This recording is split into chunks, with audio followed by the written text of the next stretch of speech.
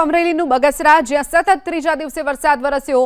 બગસરા શહેર અને ગ્રામ્ય વિસ્તારમાં વરસાદ વરસ્યો છે. વરસાદના કારણે મગફળી, કપાસ સહિતના પાકને નુકસાનની ભીતિ. ખેતરમાં તૈયાર પાકને નુકસાન જતા ખેડૂતોની હાલત કફોડી બની છે. તો અમરેલીમાં સતત ત્રીજા દિવસે વરસાદ વરસ્યો છે.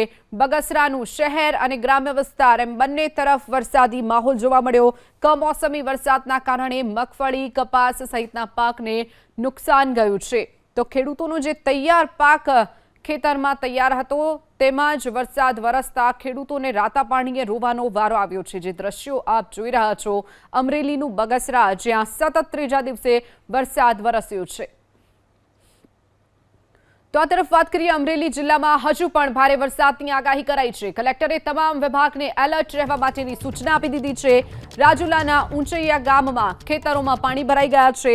ખેતરમાં ફસાયેલા 50થી પણ વધુ લોકોનું રેસ્ક્યુ કરવામાં આવ્યું હતું. તો રાજુલામાં અનરાધાર વરસાદથી પીપાવાવ ધામમાં પાણી ઘૂસી ગયા છે. પીપાવાવ ધામમાં નદીના પાણી ફરી વળ્યા છે.